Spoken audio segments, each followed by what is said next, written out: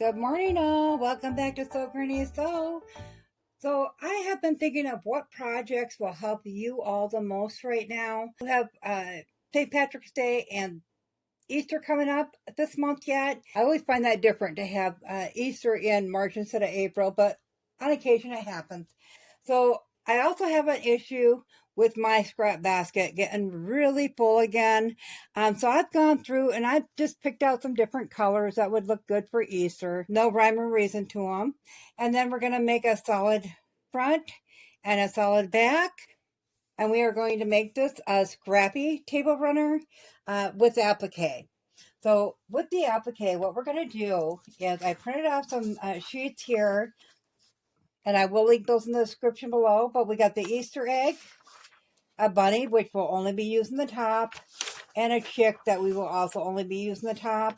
So when you're printing off your designs, if you choose not to use one of these, when you put that on there, you want to make sure that it's going to fit inside that egg.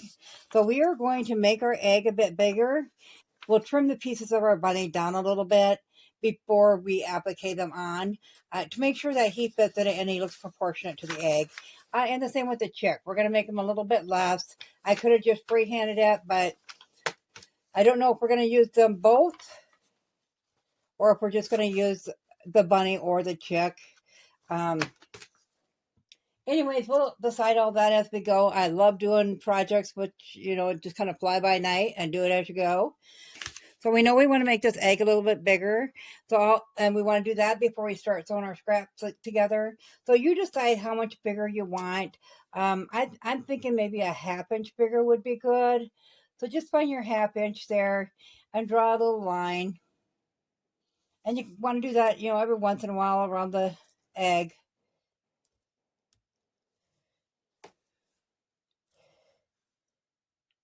So you're just lining your 1/2 inch up all the way around this egg.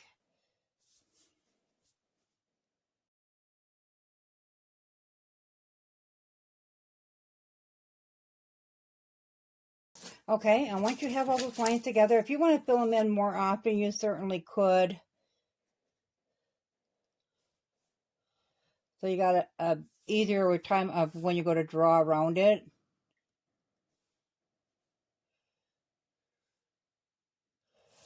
Okay, so then you're just going to connect your lines as you go around. I don't know how straight this is going to be at the angle I'm doing this at, but you're just going to go all the way around like that. And then when you're done, you're going to go ahead and cut that out. Now, it doesn't matter if it's straight or, perfectly straight, I should say, because you're going to be stitching around that in the end. So I'm going to go ahead and I'm going to get mine all drawn in.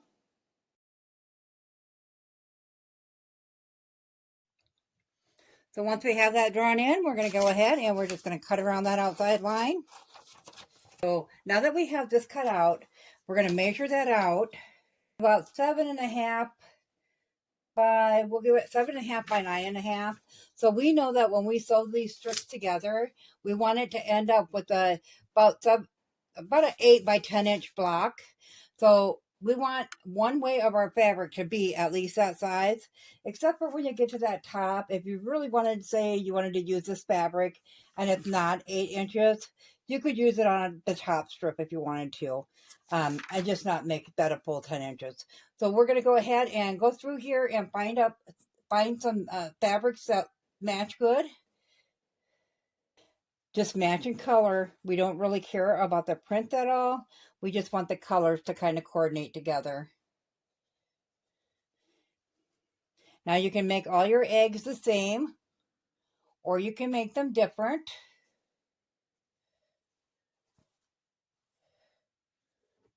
And you can make your strips any width.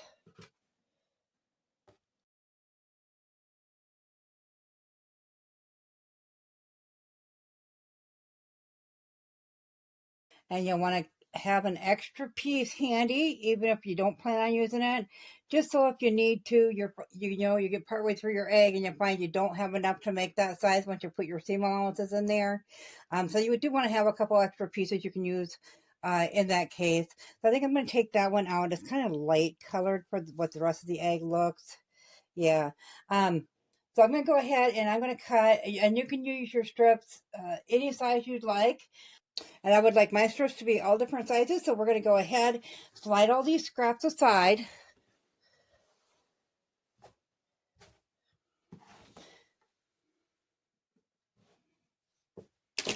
Then I'm just going to take my roller, and like this one, maybe I'll cut at, that's a wider piece. We'll do this one at a 2.5 inch strip.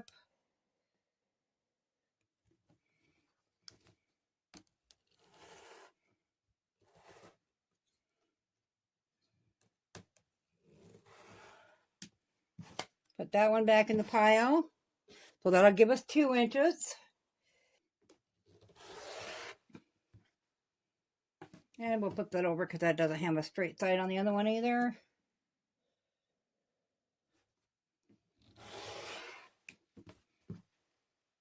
So that'll give us 3 inches. We'll make it one, we'll make this one 1.5 too.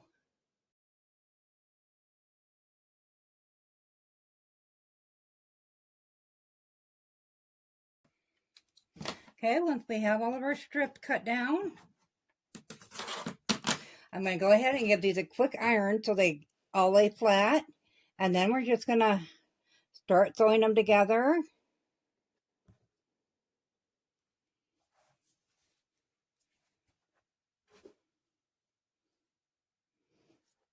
Kind of break up where my thick and thin ones are. Okay, 1, 2, 3, 4, 5, 6, 7, 8. Okay, so we're going to go ahead and we're going to get all these ironed up flat. And then when we go to sew them together, we're just going to line up the edge and take a 1/4 inch seam all the way along there. Then we'll iron that flat and we'll do the same thing and we'll just keep adding pieces. You can do 2 together. For instance, this one onto this one onto this one, so forth, all the way across the strips. And then you can just connect 2 pieces together and then finally the 2 halves together in the same fashion. And at the end, we'll have a square. So I'll go ahead and I will get this sewn together, iron it flat, and I will meet you back here. I have them all sewn in sets of 2. As you can see, we do have some wider ones with a couple wider strips together. And I did that just for the color placement of the strips, but I don't want to keep them that way. So we're going to go ahead and, you know, maybe we'll leave one a little bit wide, maybe this wide, and we'll cut one side down to just a thinner strip. So I'm going to go ahead and I'm going to go through that and get those cut down. And then we're going to put them together the same way we did the first round. And we're just going to line up one side, sew that with a 1/4 inch seam, iron that open. And we're just going to keep going and we're going to keep one end flush. It doesn't matter the excess on the other side, but we're just going to keep one end flush. That wastes less fabric when we're sewing them together. So I'm going to go ahead and I'm just going to continue on. I'm going to sew it all into one strip. And then I'll just place my eggs on there to cut out. So all my eggs are a little bit different in placement of the color of my strips. So I'm going to go ahead and do that and I will meet you back here. We have this piece done here. And there's our egg. So you can see that we have plenty of room up there. So what I'm going to do is I'm going to save that much for this egg.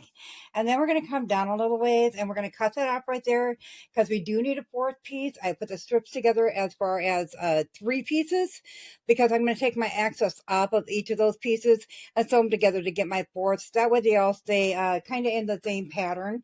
So I know I'm going to go about halfway through that pink one there. So we'll just line that up along that seam. And it looks to be about 1.5. So we'll cut that down to about the 1 inch mark.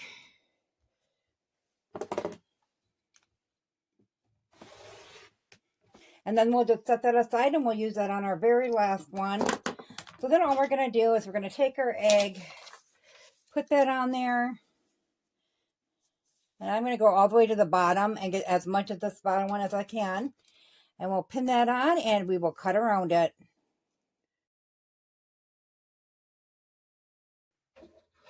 So when I cut around it, I'm going to do a rough cut for the simple fact that we got to put fusing on this yet. And I like to be exact when I cut out the fusing. So I'm just going to kind of rough cut around it.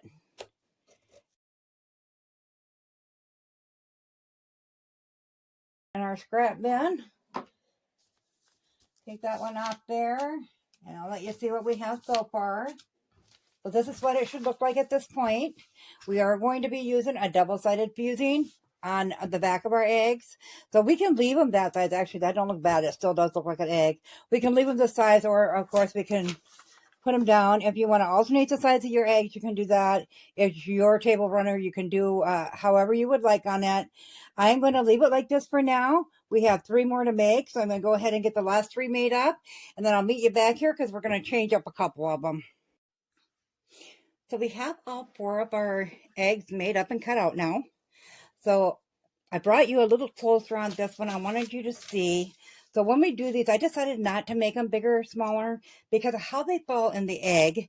So if you put the egg down equal with his feet to see where his head would be, and then fold that down a little bit, I think we're going to fold it down to right there where the nose is and do just this part of the bunny on it. And then it seems to be about the right size. So I have some fabrics here. We're going to do the basic bunny, so the head and the outside of the ears, and this white with some little black florals. I thought that was cute. And then we got the pink with the white polka dots for the inside of the ears. And then we got some blue for the eyes and a little pink nose on it. And then the same thing with the chick. So when we slide that aside there. So we put that egg down at the bottom. I'm going to off center it a little bit. And we, whoop, and we fold that back down to the bottom of the chick's head like that. I think that's going to be perfect to stick out up over that egg. Whoops, if I have the egg straight. So I have some batik yellow for the head, another piece of blue for the eye, and I have this because it's in the fabric of the eggs that we're going to take the beak off of. Start with the chick here. Set that aside. We're just going to, I got that piece of yellow fabric, and we're just going to flip that upside down so the right side is facing the chick so I can trace this out. And then we're just going to trace the head of the chick. Now, if you wanted to make it smaller, you could say to the inside of that line, and that does take off a good 1/4 inch on this chick because the outline is so dark, or so bold, the white of a marking.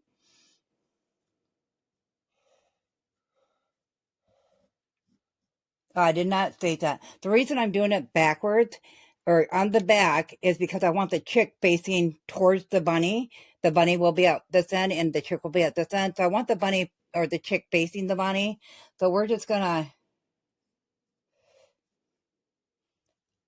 put that fabric upside down. Otherwise, you could just cut out the chick and, do it just like we did the eggs. So it'll be facing that way. So we're going to go ahead and cut that out quick. Okay, so that's the chicken reverse. So now we're going to take that little orange piece, and I'm going to see where works best. I kind of like it to be mainly the orange. Okay, so once we have that cut out up with where we want it, I think right about there. So remember, we're going to that inside marking.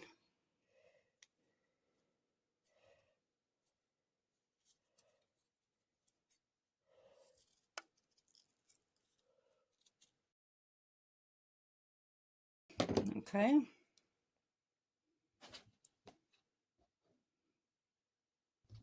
And then we're just going to cut his eye out.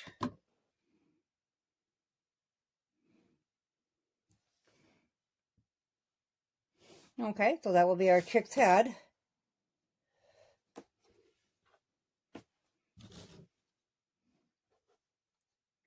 So it'll be like that. So that does look like a chick. So we can go ahead and set that aside.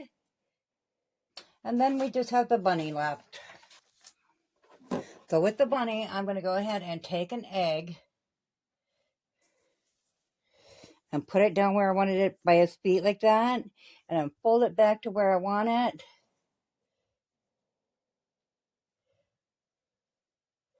So right about there. And I'm going to mark that.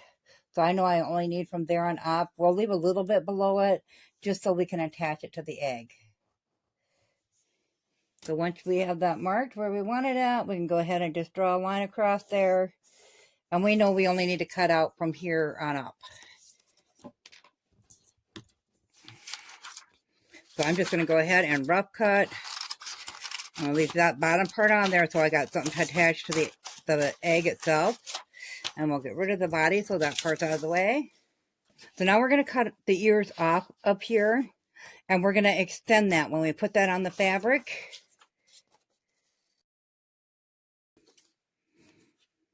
Okay, so I'm going to mark these here with left ear and right ear.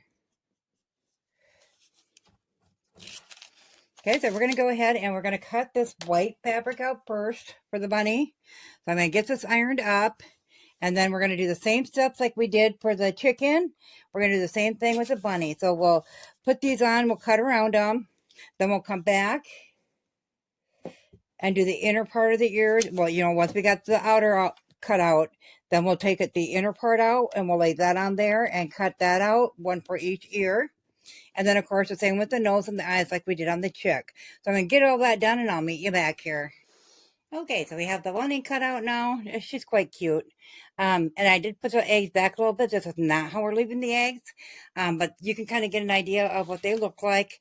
It will actually be a solid one, the chick, another solid one, or actually a solid one, the bunny, a solid one, and a chick. You can do all yours with just bunnies. I think that'd be adorable too. I actually thought about that one, but I do want a chick in there. So on these ones that we have the bunny and the chick on, I folded it about where I wanted it. That's why I laid it all out. So I'm just going to take that line there, and we're just going to cut a zigzag on that. Now that I kind of know where it's at. So I'm just going to cut it off at this strip here, a little bit above, so we can cut a zigzag. And we know we want it about there, so we'll just start.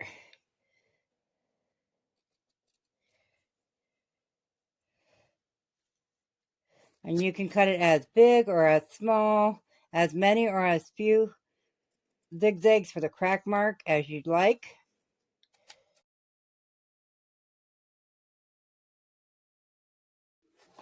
That way when we lay it down,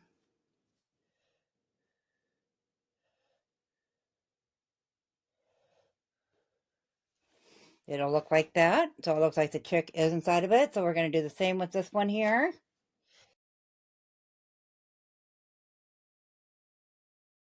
I'll just line that one up there. Now, if you wanted to, I thought of something cute. So once you got that together like that, I'm going to set the chick aside. You could actually spread them out and maybe put your broken one down beside it like that. Or maybe off the top like a hat. I mean, however you wanted to do it. So the options are endless. I am going to leave you with that for today. The next step will be putting the fusing on the back as we prep it to put it on our actual runner. So I had picked out pink prior for the actual runner color, but I think that's going to be too much pink. So I'm thinking about maybe pulling in some purple out of this color right here, one of those purples. So join me back here next time. We'll see what we can come up with for the background of it. And we will get this all fused together and stitched in and get the runner put together. If you found this video useful, go ahead and give it a big thumbs up. It really helps our channel grow.